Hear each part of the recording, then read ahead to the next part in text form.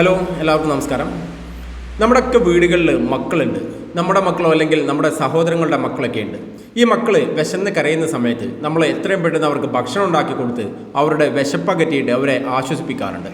എന്നാൽ ഇവരിങ്ങനെ കരയുന്ന സമയത്ത് ഇവർക്ക് കൊടുക്കാനുള്ള ഭക്ഷണം നമ്മുടെ വീട്ടിലില്ലാത്തൊരവസ്ഥ ഒന്ന് ആലോചിച്ച് നോക്കും. നമ്മുടെ വീട്ടിലോ അയൽപ്പക്കങ്ങളിലോ നമ്മുടെ നാട്ടിൽ തന്നെ ഭക്ഷണം ഇല്ലാത്തൊരവസ്ഥ, അത് വാങ്ങിക്കാനുള്ള സാഹചര്യമോ ചുറ്റുപാടോ നമുക്കില്ലാത്തൊരവസ്ഥ. മക്കളുടെ വിശപ്പ് മാറ്റാൻ പറ്റാതെ നമ്മളിങ്ങനെ നിസ്സഹാരായി നിൽക്കേണ്ടി വരുന്നൊരവസ്ഥ.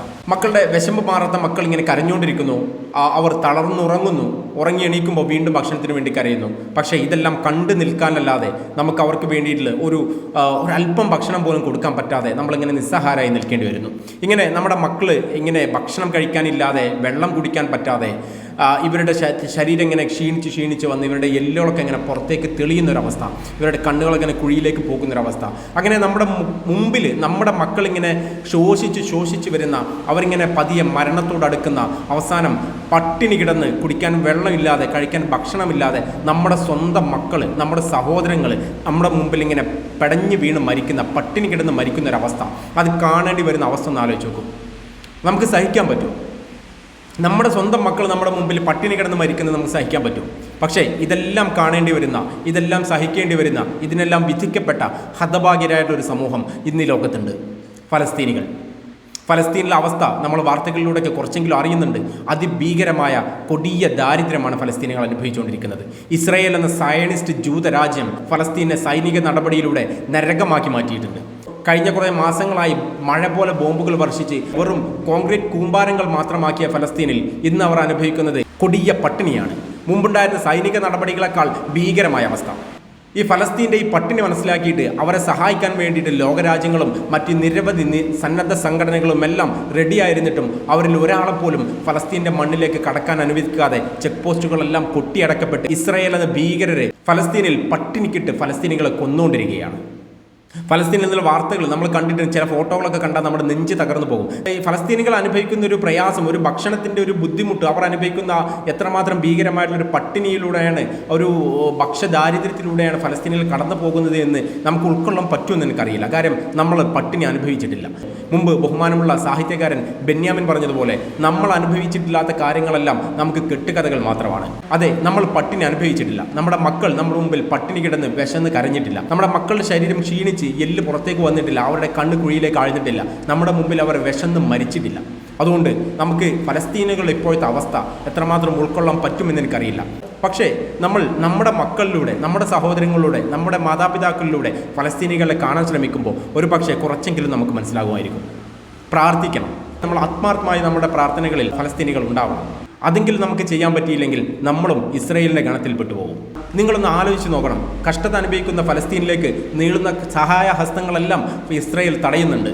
പക്ഷേ ഇസ്രായേൽ ആണെങ്കിൽ അവിടെ ഫലസ്തീനികളെ അവർക്ക് വേണ്ട കാര്യങ്ങൾ ചെയ്തു കൊടുക്കുന്നില്ല. ഞങ്ങൾ ചെയ്യുന്നുണ്ടെന്ന് അവർ പറയുന്നുണ്ടെങ്കിൽ പോലും അവർ കൃത്യമായി ചെയ്യുന്നില്ല. മുമ്പൊരു വാർത്ത വന്നിരുന്നു, ഇസ്രായേൽ കൊടുക്കുന്ന ഭക്ഷണത്തിന് വേണ്ടി വരി നിൽക്കുന്ന ആളുകളെ ഇസ്രായേൽ സേന വെടിവെച്ച് കൊന്നു എന്നുള്ളത്. അതെ, ദിവസങ്ങളോളം പട്ടിണി കിടന്ന ആളുകൾക്കിടയിലേക്ക് ഭക്ഷണ വിതരണം ഉണ്ടെന്ന് അറിഞ്ഞിട്ട് ആളുകൾ ഓടിക്കൂടി ഭക്ഷണത്തിന് വേണ്ടി വരി നിൽക്കുമ്പോൾ ആ വരിയിൽ സംസാരിച്ചു, ആ വരി തെറ്റിച്ചു എന്ന നിസ്സാര കാര്യം പറഞ്ഞിട്ട് ആ മനുഷ്യന്മാരെ വെടിവെച്ച് കൊന്ന ഇസ്രായേൽ സേന, ഇവരെ എന്ത് പേരാണ് നമ്മൾ വിളിക്കാൻ പറ്റുക? മനുഷ്യന്മാരെന്ന് പറയാൻ പറ്റില്ല. നിങ്ങളൊന്ന് ആലോചിച്ച് നോക്ക്. ദിവസങ്ങളോളം പട്ടിണി കിടന്ന മനുഷ്യന്മാർ, അവരുടെ കണ്ണെത്തും ദൂരം ഭക്ഷണമുണ്ട്, അവർക്കുള്ള ഭക്ഷണമുണ്ട്, ആ ഭക്ഷണം കഴിക്കാം, വിശപ്പകറ്റാമെന്ന് പ്രതീക്ഷയിൽ വരി നിൽക്കുന്ന മനുഷ്യന്മാരെ ആ ഭക്ഷണത്തിന് മുമ്പിൽ വെച്ച് ഒട്ടിയ വയറുമായിട്ട് അവരെ പ്രതീക്ഷയോടെ കാത്തിരിക്കുന്ന മനുഷ്യന്മാർക്ക് നേരെ കാഞ്ചി വലിക്കാൻ ഇവർക്ക് എങ്ങനെ മനസ്സ് വരുന്നു എന്നുള്ളത് എനിക്ക് മനസ്സിലാവുന്നില്ല. ഇസ്രായേൽ വിഷം കലർത്തിയ ഭക്ഷണമാണ് ഈ ഫലസ്തീനികൾക്ക് വിതരണം ചെയ്തതെന്നുള്ള വാർത്ത പോലും വളരെ ഞെട്ടലോടെയാണ് നമ്മൾ കേട്ടിട്ടുള്ളത്. അതെ, അവർ അത് ചെയ്തിട്ടുണ്ട്. വിഷം കലർത്തിയ ഭക്ഷണം ഫലസ്തീനികൾക്ക് വിതരണം ചെയ്തിട്ടുണ്ട്. ഫലസ്തീനിലേക്കുള്ള സാധ്യമായ വഴികളെല്ലാം ഇസ്രായേൽ അടച്ചെങ്കിലും ഇപ്പോൾ ചെറിയ പ്രതീക്ഷയുള്ളൊരു വാർത്ത നമ്മൾ കേൾക്കുന്നുണ്ട്. അത് ഫലസ്തീനുമായി അയൽപ്പക്കങ്ങളിൽ മെഡിറ്ററേനിയൻ തീരങ്ങളിലുള്ള രാജ്യങ്ങൾ, ഈജിപ്ത്, ലിബിയ, മൊറോക്കോ പോലെയുള്ള രാജ്യങ്ങളിലുള്ള ജനങ്ങളെ അവരുടെ ഭക്ഷണങ്ങൾ, അവരുടെ അരിയും പയറും ധാന്യങ്ങളുമൊക്കെ ബോട്ടിലുകളിൽ നിറച്ചിട്ട് അതടച്ച് മെഡിറ്ററേനിയൻ കടലിലേക്ക് എറിയുന്നുണ്ട്. എന്തിന്? ഇത് കടലിലൂടെ ഇങ്ങനെ ഓളമടിച്ചു പോയി ഫലസ്തീൻ്റെ തീരത്തേക്ക് എത്തും, ഫലസ്തീനികൾക്ക് അത് കിട്ടും. അവരുടെ ഭക്ഷണം, ഒരു നേരത്തെ ഭക്ഷണത്തിനെങ്കിലും അവർക്കത് ഉപകരിക്കുമെന്ന പ്രതീക്ഷയിലാണ് ഈ ജനങ്ങൾ ഈജിപ്തിലും ലിബിയയിലും മൊറോക്കോയിലും ഒക്കെ ഉള്ള സാധാരണ ജനങ്ങൾ അവരുടെ ഭക്ഷണത്തിൻ്റെ വിഹിതം ഫലസ്തീനികൾക്ക് എന്ന പേരിൽ മെഡിറ്ററേനിയൻ കടലിലേക്ക്, ഓളങ്ങളിലേക്ക് എറിഞ്ഞുകൊണ്ടിരിക്കുന്നത്. ഇങ്ങനെ ഓളങ്ങളിലേക്ക് എറിയപ്പെടുന്ന, കടലിലേക്ക് എറിയപ്പെടുന്ന ഓരോ ബോട്ടിലും ഒട്ടും വ്യതിചലിക്കാതെ ഫലസ്തീൻ്റെ തീരത്ത് ചെന്ന് അടയട്ടെ, അവിടെയുള്ള ഫലസ്തീനികൾക്ക് അത് ലഭ്യമാകട്ടെ, അവരുടെ ഒരു നേരത്തെ പട്ടിണി മാറ്റാണെങ്കിലും അത് ഉപകരിക്കട്ടെ എന്ന് ആത്മാർത്ഥമായി പ്രാർത്ഥിക്കുകയാണ്. നമ്മുടെയൊക്കെ പ്രാർത്ഥനകളിൽ ഫലസ്തീൻ വേണം. ഫലസ്തീനികൾക്ക് വേണ്ടി ഒരു നേരമെങ്കിലും നമുക്ക് ആലോചിക്കുന്ന സമയം ഉണ്ടാകണം. ഫലസ്തീനിൽ വീണ്ടും സമാധാനം പുലരട്ടെ എന്ന് നമ്മൾ നിരന്തരം ആഗ്രഹിച്ചുകൊണ്ടിരിക്കണം. ഫലസ്തീനിൽ നിന്ന് ഉയരുന്ന ഈ അതിഭീകരമായിട്ടുള്ള വംശഹത്യയുടെ പട്ടിണി മരണങ്ങളുടെയൊക്കെ വാർത്തകൾ താഴെയും ഇസ്രയേലിനെ പോയി ചൊറിഞ്ഞിട്ടല്ലേ, ഹമാസിന്റെ കഴപ്പ് കൊണ്ടല്ലേ അനുഭവിക്കട്ടെ എന്ന് കമന്റ് ചെയ്യുന്ന മലയാളികളുണ്ട് എന്നുള്ളതാണ് വലിയ അത്ഭുതം. അവർക്കിടയിലാണ് നമ്മൾ ജീവിക്കുന്നത്. ഇസ്രയേലിൽ പോലും നെതന്യാഹുവിനും അവൻ്റെ സൈന്യത്തിനുമെതിരെയുള്ള പ്രതിഷേധങ്ങൾ ഉയരുമ്പോൾ നമ്മുടെ ഈ കൊച്ചു കേരളത്തിൽ ഇസ്രയേലിനെ സപ്പോർട്ട് ചെയ്ത് ഈ പട്ടിണി കിടക്കുന്ന എല്ലുന്തിയ അസ്ഥികൂടങ്ങളായിട്ടുള്ള മക്കളുടെ ഫോട്ടോക്ക് താഴെ ഇങ്ങനെ കമൻ്റ് ഇടാൻ എങ്ങനെ ഇവർക്ക് പറ്റുന്നു എന്നുള്ളത് എനിക്ക് മനസ്സിലാവുന്നില്ല.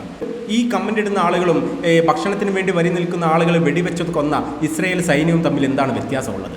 അവരുടെ രണ്ടുപേരുടെയും മാനസികാവസ്ഥ ഒന്ന് തന്നെയല്ലേ? ഇപ്പോൾ അന്താരാഷ്ട്ര തലങ്ങളിൽ ഫ്രാൻസ് പോലെയുള്ള രാജ്യങ്ങൾ ഇസ്രയേലിനെ എതിർത്ത് ഫലസ്തീനെ പരസ്യമായി സപ്പോർട്ട് ചെയ്യുന്ന വാർത്തകൾ വരുന്നുണ്ട്. വലിയ പ്രതീക്ഷ നൽകുന്ന വാർത്തകളാണത്. ഫ്രാൻസിന്റെ വഴിയിൽ കൂടുതൽ രാജ്യങ്ങൾ ഇനിയും വരട്ടെ എന്ന് ആശംസിക്കുകയാണ്, പ്രാർത്ഥിക്കുകയാണ്. ഫലസ്തീനിൽ എത്രയും പെട്ടെന്ന് സമാധാനം പുലരട്ടെ, അവിടുത്തെ പട്ടിണി മരണങ്ങൾ മാറട്ടെ, അവിടെയുള്ള ആളുകൾ സുഭിക്ഷമായി ഭക്ഷണം കഴിക്കട്ടെ, മക്കൾ പട്ടിണി എടുക്കുന്ന മക്കളുടെ മുഖത്ത് ചിരി വിടരട്ടെ, അവരുടെ കണ്ണുകളൊക്കെ വീണ്ടും തിളക്കമുള്ളതാവട്ടെ എന്ന് ആഗ്രഹിക്കുകയാണ്, പ്രാർത്ഥിക്കുകയാണ്.